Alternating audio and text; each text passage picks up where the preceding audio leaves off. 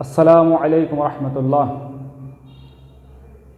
সুপ্রিয় শিক্ষার্থীরা, আশা করি সবাই ভালো আছো। আজকের অনলাইন ম্যাথ ভিডিও ক্লাসে সবাইকে স্বাগত জানিয়ে শুরু করছি। আমি সৌরভ মাহমুদ, সৃষ্টি central school and college, Rajshahi. তো আজকে আমরা যে অধ্যায়টা শুরু করতে যাচ্ছি সেটা হচ্ছে ত্রিকোণমিতিক অনুপাত। তো ত্রিকোণমিতিক অনুপাত এটা সম্পর্কে তোমরা কিছুটা জেনেছো আগে, যে একটা সমকোণী ত্রিভুজের যে বাহুগুলো থাকে এদের বিভিন্ন নামকরণ আছে, লম্ব, ভূমি, অতিভুজ। এই বাহুগুলোর অনুপাতের এক একটা নামকরণ করা হয়েছে, যেমন লম্ব আর অতিভুজ, এই দুইটার যে অনুপাত লম্ব বা অতিভুজ, এইটাকে ধরা হয়েছে সাইন কোন কোণের সাপেক্ষে? ভূমি সংলগ্ন একটা কোণ থিটা এর সাপেক্ষে। তো আমরা প্রথমে একটু উদাহরণ দেখি। এটা হচ্ছে একটা ত্রিভুজ এবিসি, একটা ত্রিভুজ। এই এবিসি ত্রিভুজে এটা হচ্ছে লম্ব, এটা ভূমি, এটা অতিভুজ। তো এ কোণের সাপেক্ষে তার বিপরীত বাহু হচ্ছে বিসি। তো বিসিকে লম্ব বলা যায়, আবার বিপরীত বাহুও বলা যায়। আর এ কোণের সাপেক্ষে এবিটা হচ্ছে ভূমি, আবার এটাকে বলা যায় সন্নিহিত বাহু। তো সন্নিহিত বাহু এবং বিপরীত বাহু বলার কারণ এটা আগে আমরা পড়েছি আগে, যে যখন আমরা সি কোণের সাপেক্ষে বলবো তখন কিন্তু এবিটাকে লম্ব বলা কেমন লাগে, এজন্য এবিটা হবে সি কোণের সাপেক্ষে বিপরীত বাহু, আর বিসিটা হবে সি কোণের সাপেক্ষে সন্নিহিত বাহু। আর সন্নিহিত বাহু মানে হচ্ছে ভূমি, আর বিপরীত বাহু মানে হচ্ছে লম্ব। এইটা খেয়াল রাখতে হবে। তো যেহেতু এই বিষয়গুলো আলোচনা হয়েছে, সাইন মানে আলোচনা হয়েছে, একইভাবে কস থিটা, এর পরবর্তীতে আছে কস থিটা। এখানে এ কোণ হলে কস এ হবে, থিটা হলে থিটা, এ কোণ হলে এ হবে। কস এ সমান সমান হচ্ছে ভূমি বাই অতিভুজ। ভূমিকে আমরা বলতে পারি সন্নিহিত বাহু বাই অতিভুজ। একইভাবে আরেকটা আছে ট্যান থিটা, বা এখানে এ যেহেতু আছে তাহলে ট্যান এ হবে। ট্যান এ ইকুয়াল টু হবে হচ্ছে লম্ব বাই ভূমি। তো লম্ব মানে হচ্ছে বিপরীত বাহু, আর বাই ভূমি মানে হচ্ছে অতিভুজ সন্নিহিত বাহু। তাহলে আমরা বলতে পারি বিপরীত বাহু বাই সন্নিহিত বাহু। তো এগুলো আলোচনা হয়েছে, আমরা এখন অঙ্ক শুরু করি। তো প্রথমে দেখো 2 নম্বর অঙ্ক। 2 নম্বরে কি বলা আছে? Sine A equal to 3/4।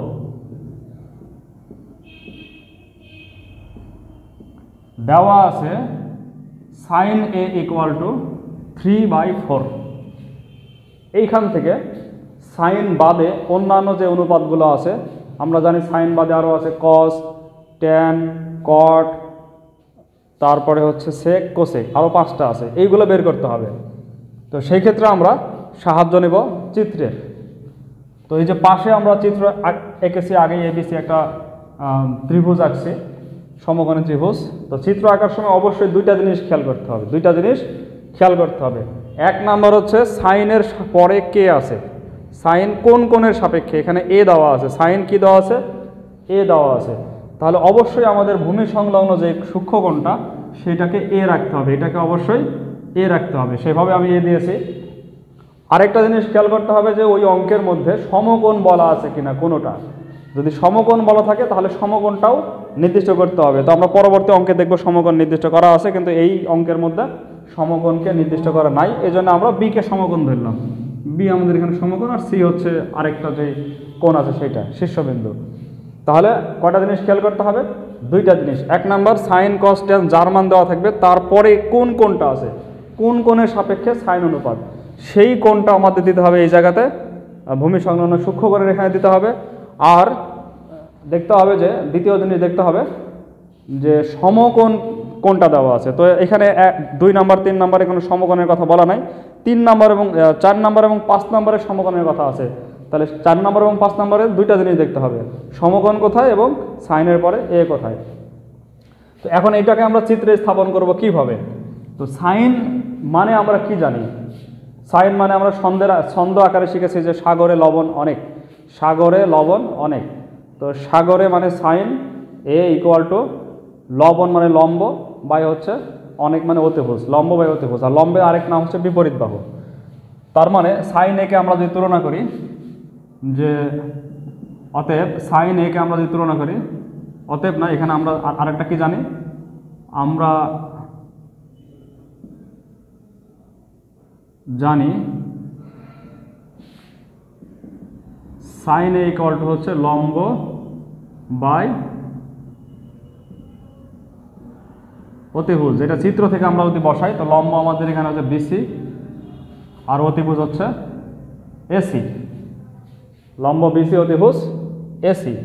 তো এই দুইটাকে তুলনা করে আমরা কি লিখতে পারি, অতএব বিসি বাই এসি এই অনুপাতটা হচ্ছে 3/4, এটার সমান। তো এই দুইটা থেকে আমরা তুলনা করে লিখতে পারি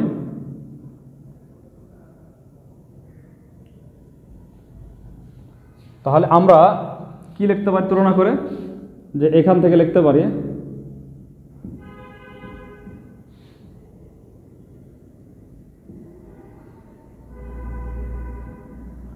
বিসি ইকুয়াল টু 3 আর এসি ইকুয়াল টু 4। এখন এই যে 3 আর 4 এটা কিন্তু অ্যাকচুয়াল বিসি বা বিসি আর এসির মান না, এটা একটা তুলনামূলক মান, এটা একটা আনুপাতিক মান। এই মানটা আমরা এখানে বসাই দিই। বিসির মান আমরা কত পেলাম, বিসির মান পেলাম হচ্ছে 3 আর এসির মান হচ্ছে 4। তো দুইটা মান পেয়ে গেছি সমকোণী ত্রিভুজের, লম্ব আর অতিভুজ। তাহলে আরেকটা কে বাকি থাকে, আর বাকি থাকে হচ্ছে ভূমি। ভূমি বের করবো আমরা ভূমি বের করবো আমরা পিথাগোরাস দিয়ে। তাহলে ত্রিভুজ এ বি সি এ পিথাগোরাসের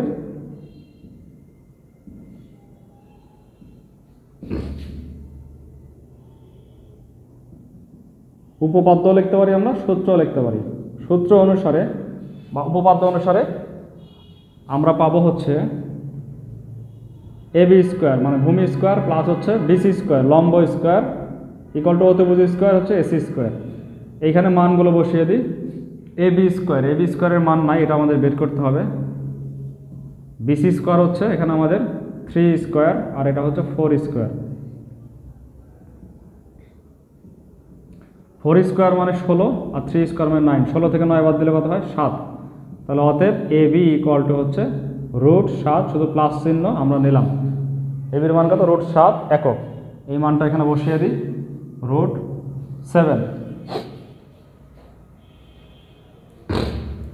তো এখন দেখা যাচ্ছে আমরা এবিসি ত্রিভুজের সবগুলোর মান পেয়ে গেছি। এখন আমাদের কি কি বার করতে হবে সেই জিনিসটা আমরা বের করি। যে এখন দেওয়া আছে সাইন, সাইনের পরে আমাদের বের করতে হবে কস, কস কত, তারপরে হচ্ছে ট্যান বার করতে হবে ট্যান, তারপরে বার করতে হবে কট, তারপরে বার করতে হবে সেক, তারপরে বার করতে হবে কোসেক। তো কস মানে কি, কস মানে হচ্ছে আমরা ছন্দ পড়েছিলাম যে কবরে ভূত আছে, এর অর্থ হচ্ছে যে কস থিটা। এখানে যদি এ হয় তাহলে এ কস এ ইকুয়াল টু ভূমি বাই অতিভুজ।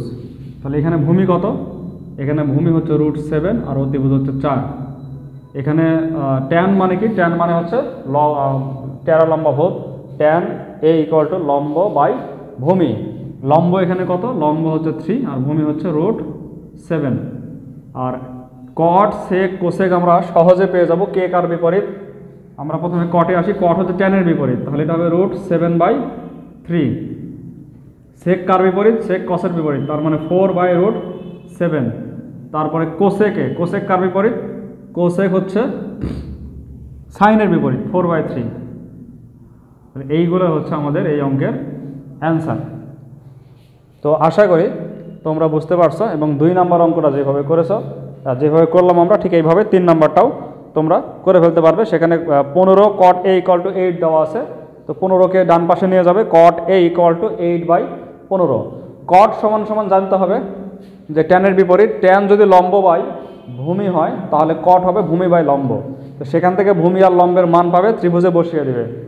আর এখানে a দেওয়া আছে, তাহলে চিত্রটাও এটার মতোই হবে। তো তোমরা 3 নাম্বার করতে পারবে। এরপরে আমরা যাচ্ছি 4 নম্বরে।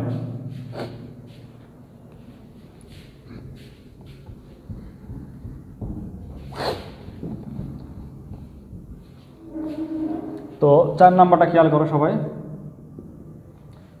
4 নম্বরে কি বলা আছে, এবিসি সমকোণী ত্রিভুজ দেওয়া আছে। তাহলে আমরা অবশ্যই একটা সমকোণী ত্রিভুজ আঁকবো আগে। এবিসি সমকোণী ত্রিভুজ দেওয়া আছে, কিন্তু নাম একটু পরে দেবো, বলেছি যে 2টা নাম আমাদের দেখতে হবে।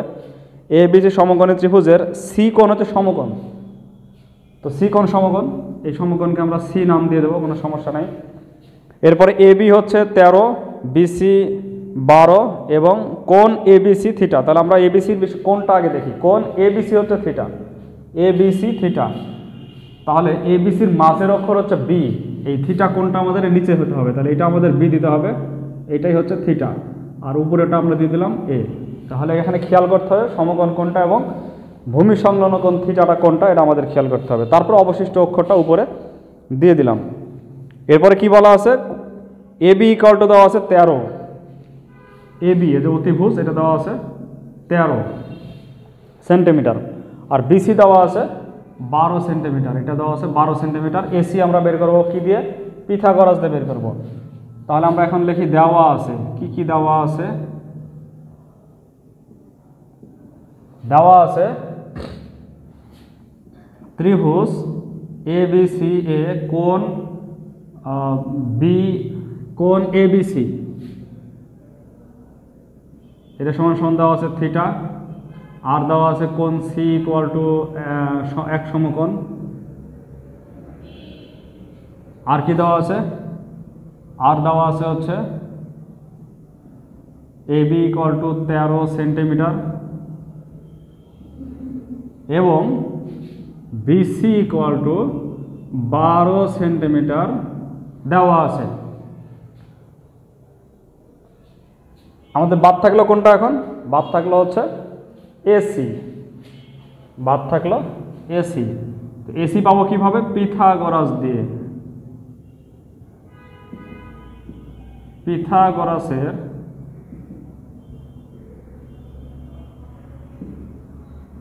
সূত্র অনুসারে এসি আমরা জানি, AC BC square plus AC square, ভূমি স্কোয়ার প্লাস লম্ব স্কোয়ার ইকুয়াল টু অতিভুজ স্কোয়ার এবি স্কোয়ার। তাহলে এসি স্কোয়ার সমান সমান কী হবে, এবি স্কোয়ার মানে বিসি স্কোয়ার। এবি স্কোয়ারের মান একবারে যদি বসিয়ে দিই 13 স্কোয়ার মাইনাস বিসি স্কোয়ারের মান বসালে হবে 12 স্কোয়ার। 13 স্কোয়ার মানে 169, 12 স্কোয়ার মানে 144 সমান সমান হবে 25। অতএব এসি ইকুয়াল টু রুট 25কে রুট করলে কত হবে, 5 সেন্টিমিটার। এই মানটা আমরা এখানে বসিয়ে দিই 5 সেন্টিমিটার।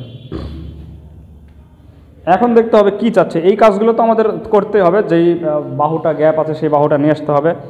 এখন আমাদেরকে বলা আছে সাইন, কস এবং ট্যান, 3টা জিনিস বের করতে বলছে, সাইন, কস এবং ট্যান। তাহলে অতএব সাইন থিটা, এখানে যেহেতু বি কোণকে থিটা ধরা আছে এখানে থিটা দিলে সমস্যা নেই, থিটাই দেওয়া আছে সাইন থিটা। আর কি বের করতে হবে, sine theta, cos theta, C O S cos theta, আর বার করতে হবে হচ্ছে ট্যান থিটা। তো সহজ বিষয়, সাইন থিটাকে কি বলেছিলাম আমরা, সাগরে লবণ অনেক, তার মানে সাইন থিটা ইকুয়াল টু লম্ব বাই অতিভুজ, লম্ব 5, অতিভুজ হচ্ছে 13, এটা কত হবে 5/13। কস মানে কি, কবরে ভূত আছে, তো কবরে কস থিটা ইকুয়াল টু ভূমি বাই অতিভুজ, ভূমি হচ্ছে 12, অতিভুজ 13, আর ট্যান থিটা ইকুয়াল টু হচ্ছে লম্ব বাই ভূমি 5/12। অ্যান্সার চলে আসছে। তো এইভাবেই তোমরা সবগুলো অঙ্কই করতে পারবে ইনশাআল্লাহ। তো এইভাবে তোমরা 3 এবং 5 দুইটা অঙ্ক করে ফেলবে, 3 নাম্বার এবং